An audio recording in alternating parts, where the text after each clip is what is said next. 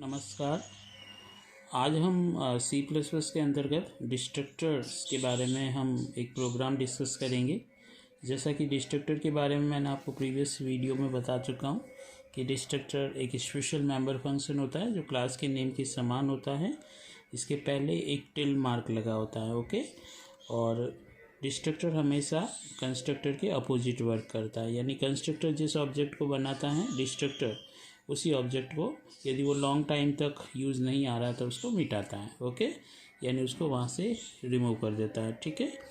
तो देखिए, इसको आज हम एक प्रोग्राम के थ्रू समझते हैं कि डिस्ट्रक्टर वर्क कैसे करता है, ओके। तो देखिए, सिंपल सा हम प्रोग्राम यहाँ पे डिस्कस करेंगे, जैसा कि has include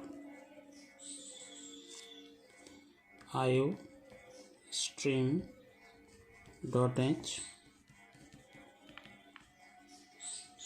has include console input output.h, okay, class max. यहाँ पर हम क्या करते हैं, एक ग्लोबल वेरिएबल बना देते हैं इसके जस्ट पहले, है ना। जैसे हमने इंट सी बना दिया, उसकी इनिशियल वैल्यू हम 0 रख देते हैं, ओके। हमें ये देखना है कि कंस्ट्रक्टर कैसे कितनी बार इन्वोक होता है, कब होता है, और डिस्ट्रक्टर कब, है ना, दोनों केस में। यहाँ हम देखिए, हमें कोई प्राइवेट वेरिएबल की ज़रूरत नहीं है, डायरेक्ट ही पब्लिक सेक्शन ले रहे हैं। यहाँ पर पब्लिक के अंदर हमने देखिए क्लास का नाम मैक्स है, तो हमने यहाँ पर एक कंस्ट्रक्टर बना दिया मैक्स, ओके। अब कंस्ट्रक्टर जब आपका यहाँ पर इन्वोक होगा, ओके, जब ऑब्जेक्ट बनेगा तो हम चाहते हैं कि वो कितनी बार इन्वोक हुआ, है ना, तो वो पता लगे। तो हमने काउंटर ले रखा है ना सी, इसकी वैल्यू हम +1 कर देते हैं और यहाँ एक मैसेज दे देते हैं सी आउट, है ना। जितनी बार ऑब्जेक्ट बनेगा उतनी बार ये सी की वैल्यू प्रिंट करता रहेगा, है ना। तो यहाँ पर हम लिख देते हैं object created, okay, object created लिख दिया। अब सी की वैल्यू यहाँ प्रिंट करवा देते हैं, ओके। इसी तरह से यहाँ पर डिस्ट्रक्टर बनाते हैं। डिस्ट्रक्टर का नाम भी क्या होता है, क्लास के नेम के समान, लेकिन यहाँ जस्ट उसके पहले टिल मार्क होता है, ओके, ये इस तरह से।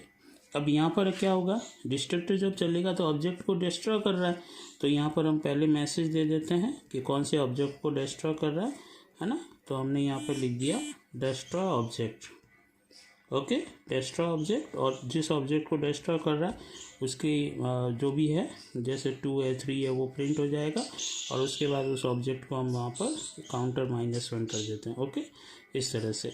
तो ये हमारा एक मेन प्रोग्राम मेन क्लास हो गई आपकी, ठीक है, इस तरह से। तो जितनी बार कंस्ट्रक्टर इन्वोक होगा उतनी बार सी की वैल्यू प्रिंट होती जाएगी, और जितनी बार डिस्ट्रक्टर होगा सी की वैल्यू यहाँ बताता रहेगा कि कौन सा ऑब्जेक्ट डिस्ट्रॉय हुआ है, ओके। अब यहाँ पे देखिए इसको, अब हम इसको एक तरीके से कॉलिंग करते हैं यहाँ पर, है ना। जैसे देखिए इंट मेन, ठीक है, इंट मेन। यहाँ पर जैसे ये मेन ब्लॉक है आपका, तो हमने यहाँ पर क्या किया है, एक मैसेज दे दिया, है ना, कि मेन ब्लॉक, ओके, ताकि हमें एक सिस्टमेटिक तरीके से वहाँ पे आउटपुट मिले। मेन ब्लॉक /n कर दिया, ओके। अब यहाँ पर हम क्या करते हैं, ऑब्जेक्ट बनाते हैं। जैसे हमने मैक्स, है ना, एक ऑब्जेक्ट बनाया। जैसे मान लीजिए मैं कैपिटल ए बना देता हूँ, बना सकते हैं आप, ओके, कैपिटल ए, और ये हमने कैपिटल बी बना दिया। 2 ऑब्जेक्ट हमने बनाए, ठीक है, दोनों ऑब्जेक्ट बना दिए। तो देखिए, हमने अभी तक ये देखा है कि जैसे ही ऑब्जेक्ट बनता है जनरली क्या होगा, कंस्ट्रक्टर इन्वोक होगा आपका, है ना। तो इस प्रोग्राम के अंदर जैसे ही ए और बी ऑब्जेक्ट बने, यहाँ पर मैं इसकी ट्रेसिंग भी आपको आउटपुट भी बताता रहता हूँ, ठीक है, ताकि दोनों साथ साथ होते जाएंगे। देखिए, जैसे मेन ब्लॉक है तो यहाँ लिखा हुआ आ जाएगा मेन ब्लॉक, है ना, ये मेन ब्लॉक। अब देखिए, ए ऑब्जेक्ट बना, ए ऑब्जेक्ट बनते ही ये कंस्ट्रक्टर आपका कॉल होगा।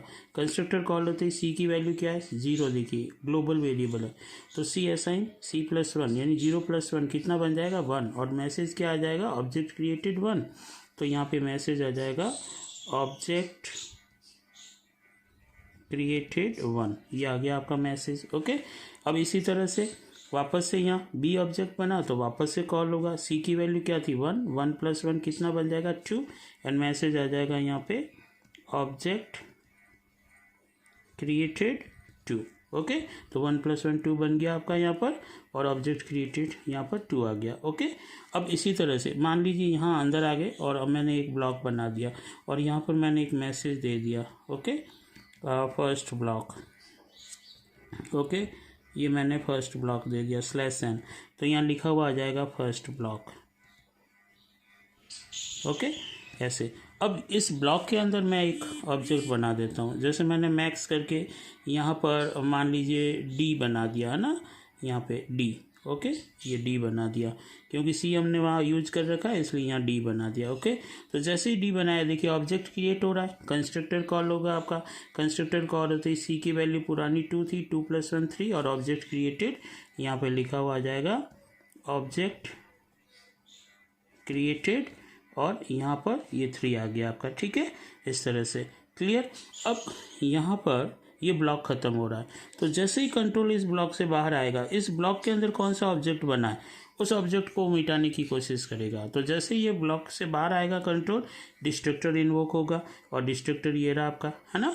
तो डिस्ट्रक्टर में क्या लिखा हुआ, डिस्ट्रॉय ऑब्जेक्ट, तो यहाँ पे लिखा हुआ आएगा destroy object. Okay, destroy object देखिए सी की करंट वैल्यू क्या है, 3 है, तो 3 प्रिंट होगा, और फिर 3 - 1 सी कितना बन जाएगा आपका 2। ओके, मान लीजिए मैंने एक और ब्लॉक ले लिया यहाँ पे, और यहाँ पर मैंने ऐसे लिख दिया सी आउट सेकेंड ब्लॉक। ओके, ये हमने लिख दिया सेकेंड ब्लॉक, है ना। तो यहाँ पे क्या लिखा हुआ आएगा, सेकेंड ब्लॉक। ओके, ये सेकेंड ब्लॉक लिखा हुआ आ गया। अब इसके अंदर मैं एक और ऑब्जेक्ट बना देता हूँ, है ना, कि मैक्स करके मान लीजिए मैंने ई ऑब्जेक्ट बना दिया। तो जैसे ई बनाया तो वापस से ये क्या करेगा, कंस्ट्रक्टर को कॉल करेगा, और कंस्ट्रक्टर कॉल होते ही वहाँ पे क्या होगा, सी की पुरानी वैल्यू कितनी हो गई थी देखिए यहाँ पे, जैसे 3 तो प्रिंट हो गया था और 3 - 1 2 बन गया था, तो 2 + 1 होगी वापस से 3, तो ऑब्जेक्ट क्रिएटेड 3। तो यहाँ पे मैसेज वापस से क्या बनेगा आपका, ऑब्जेक्ट क्रिएटेड 3, वही ऑब्जेक्ट वापस यूज आ रहा है आपका, है ना। मतलब उस ऑब्जेक्ट को जो 3 बना था, जैसे ही कंट्रोल बार आया उसने मिटा दिया था, और फिर वैसे ही वापस ऑब्जेक्ट बना, तो कंस्ट्रक्टर ने क्या किया, उसी ऑब्जेक्ट को वापस यूज कर लिया, है ना। मतलब एक तरह से मेमोरी रीयूज हो रही है आपकी, है ना। चलिए मैं यहाँ पे इस ब्लॉक को बंद कर देता हूँ। जैसे ही कंट्रोल यहाँ पे आएगा, ये जो ऑब्जेक्ट बना है इसको डिस्ट्रॉय करेगा, है ना। तो डिस्ट्रॉय करते ही डिस्ट्रक्टर कॉल होगा, डिस्ट्रक्टर कॉल होते ही यहाँ पे आ जाएगा ऑब्जेक्ट डिस्ट्रॉय, मैसेज है अंदर, तो यहाँ पर ऑब्जेक्ट डिस्ट्रॉय। ओके, या डिस्ट्रॉय ऑब्जेक्ट लिखा हमने, तो डिस्ट्रॉय ऑब्जेक्ट लिखा हुआ आएगा, यहाँ पे मैं लिख देता हूँ डिस्ट्रॉय ऑब्जेक्ट। तो वो ऑब्जेक्ट कौन सा डिस्ट्रॉय होगा, 3, है ना, और फिर 3 - 1 2 बन जाएगा। ओके, अब यहाँ पर आपने गैरसीएस दे दिया, जैसे सपोज कीजिए, तो प्रोग्राम यहाँ तक आपका आउटपुट मिलेगा, और जैसे ही मेन ब्लॉक को आप बंद करते हैं, ये मेन ब्लॉक, अब कंट्रोल यहाँ से भी तो बाहर निकलेगा, जब यहाँ से बाहर निकलेगा तो ये मेन ब्लॉक था आपका देखिए, तो इस मेन ब्लॉक के अंदर वापस आ गया कंट्रोल आपका। तो मेन ब्लॉक में कौन कौन वेरिएबल बने थे, ए और बी, सॉरी ऑब्जेक्ट कौन कौन से बने थे, ए और बी बने थे। तो ये क्या करेगा, पहले बी को हटाएगा, है ना, रिवर्स वर्क करेगा, पहले बी को, तो बी को जब हटाएगा तो ये यहाँ पर डिस्ट्रक्टर आपका इन्वोक होगा, ये डिस्ट्रक्टर होते ही लिखा हुआ आएगा यहाँ पर, है ना, कि डिस्ट्रॉय ऑब्जेक्ट, है ना। उस समय कितना था आपका, 2 था, तो 2 और 2 - 1 कितना बन जाएगा आपका, 1 बन जाएगा।